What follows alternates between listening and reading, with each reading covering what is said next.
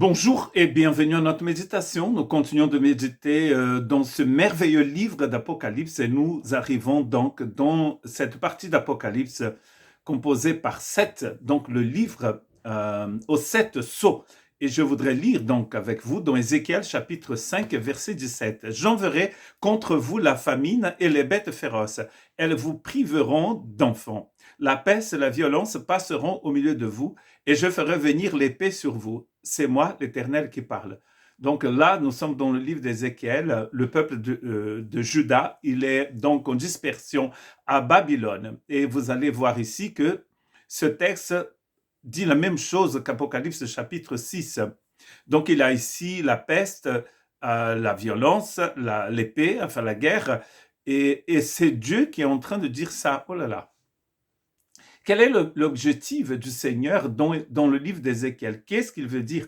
Quel est en fait Dieu ne fait pas des choses juste comme ça pour faire parce qu'il est en colère. Non, notre Dieu est un Dieu souverain. Je voudrais parler de cette souveraineté de Dieu. Ézéchiel chapitre 14, verset 21. Oui, voici ce que dit le Seigneur l'Éternel. Même si j'envoie contre Jérusalem mes quatre terribles instruments de jugement, l'épée, la famine, les bêtes féroces et la peste, pour en éliminer hommes et bêtes. Donc nous allons trouver ces quatre aussi dans le livre d'Apocalypse. Donc vous voyez que quand vous lisez l'Apocalypse, vous êtes obligé de lire l'Ancien Testament, car les images d'Apocalypse viennent forcément, et presque tout le temps, du livre des livres de l'Ancien Testament. Vous ne pouvez pas lire Apocalypse comme ça, parce que quelqu'un vous a dit qu'Apocalypse parle de la fin des temps, et donc vous lisez Apocalypse en pensant que tout dans Apocalypse parle de la fin des temps. Or, c'est pas vrai du tout. Et d'ailleurs, dans les textes que nous lisons, le mot fin de temps n'apparaît même pas. Et d'ailleurs, dès le départ de la révélation, Dieu dit, donc le Seigneur dit à Jean, ces choses vont arriver bientôt. Et elles sont commencées à arriver bientôt, vraiment. Quel est le but alors de tout ce que Dieu fait? C'est ça qui est important par ces choses difficiles qu'il envoie sur son peuple. Oh, il envoie aussi partout. Ézéchiel chapitre 11, verset 19, je leur donnerai un seul cœur et je mettrai en eux un esprit nouveau. Je retirerai le cœur de leur corps de leur corps le cœur de pierre et je leur donnerai un cœur de chair. Ce qui est très intéressant, c'est que Dieu va utiliser à l'époque d'Ézéchiel Babylone pour en quelque sorte juger son peuple. Mais aussi Dieu va utiliser Babylone pour purifier, pour sanctifier son peuple. On dit souvent que le peuple d'Israël, enfin ici il est question du peuple de Juda, parce qu'Israël, la nation d'Israël, les 10 tribus n'existent plus à l'époque d'Ézéchiel.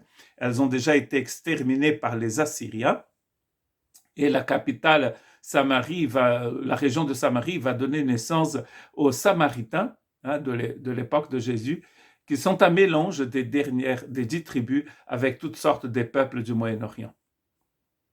Donc vous voyez qu'ici, le but de la déportation en Babylone, le but des jugements, c'est la purification du peuple, quand même. Or, dans le livre d'Apocalypse, nous allons trouver cela aussi. Nous allons trouver que le temps de persécution, les difficultés envoyées par cette terre, qui sont à la fois un jugement et aussi une façon de purifier l'Église du Seigneur, de l'aider à avancer avec le Seigneur. Il y a deux personnages dans le livre d'Apocalypse, bien sûr. Il y a le Christ qui est vainqueur dans le livre d'Apocalypse, qui marche en vainqueur, qui est monté sur son cheval comme un roi des rois et un seigneur des seigneurs. Et il y a en fait son peuple. Et bien sûr, le jugement ici, dans Ézéchiel, il est aussi pour Babylone. Babylone que Dieu va utiliser pour purifier son peuple. Et on dit, comme j'ai commencé à vous dire, on dit que c'est après la déportation que le peuple du Juda va être vraiment un peuple monothéiste. Parce que jusque-là, ils adoraient toutes sortes de dieux de la même façon que les peuples environnants. Ézéchiel chapitre 33, verset 11, dit-leur, aussi vrai que je suis vivant, déclare le Seigneur, l'Éternel, je ne prends pas plaisir à voir le méchant mourir, mais à le voir changer de conduite et vivre. Renoncez à votre mauvaise conduite. Pourquoi devriez-vous mourir, communauté d'Israël? Dieu ne veut pas que les gens périssent. Et donc, en fait, les choses envoyées ici par Babylone et avant par la Syrie, et même par la Syrie, et par l'Égypte et d'autres peuples, ce sont des instruments de Dieu pour réveiller le peuple, pour qu'il puisse partir donc sur un chemin de sanctification, de purification. La tribulation, nous dit Jacques, produit la persévérance ou produit la patience. Dans le livre d'Apocalypse, c'est pas différent. Il a des jugements, mais il y a aussi, d'ailleurs, nous allons voir avec les trompettes, des trompettes qui sonnent pour avertir les gens du danger, pour aider les gens à comprendre qu'il y a en fait, il y a un jugement qui tombe sur tous ceux qui se éloignent du Seigneur. Zacharie chapitre 1 verset 8, « J'ai eu une vision pendant la nuit, un homme monté sur un cheval roux se tenait parmi les myrtes dans un creux. Il y avait derrière lui des chevaux roux, bais et blancs. » Ah, les 4 chevaux ici qui apparaissent dans Apocalypse. Nous sommes en train, bien sûr, de voir ces 4 chevaux d'Apocalypse. Et nous ne sommes pas étonnés de trouver qu'ils se trouvent aussi dans le livre de Zacharie. Que ça soit dans Ézéchiel, que ça soit dans Zacharie, Dieu a un seul but pour ces choses. Il va parler d'épée, de pestilence dans le livre d'Ézéchiel. C'est pour purifier son peuple et pour juger, bien sûr, le mal. Donc Dieu est souverain. Rien ne passe comme ça, comme si Dieu ne savait rien, comme si Dieu dit « Ah tiens, ça j'avais oublié ». Dieu n'oublie rien. Dieu sait tout, Dieu connaît tout, il est souverain. Mais n'oublions pas que c'est un Dieu d'amour. Éphésiens chapitre 1, verset 11, « En lui, nous avons été désignés comme héritiers, ayant été prédestinés, suivant le plan de celui qui met tout en œuvre conformément aux décisions de sa volonté. » Conformément aux décisions de sa volonté. C'est ce que Dieu fait. Dieu est souverain.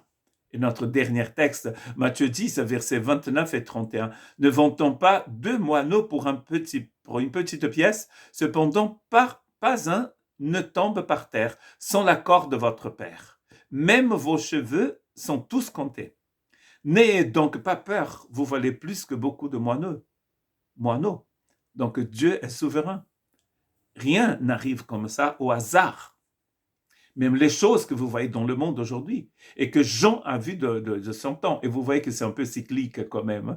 Nous avons des guerres, nous avons des conflits, de la corruption, des maladies, et ça, c'est depuis toujours. Ces chevaux sont en train de passer par là, et pas qu'à la fin des temps. Parce que dans le texte d'Apocalypse, rien ne dit que c'est pour la fin des temps. C'est pour tout le temps.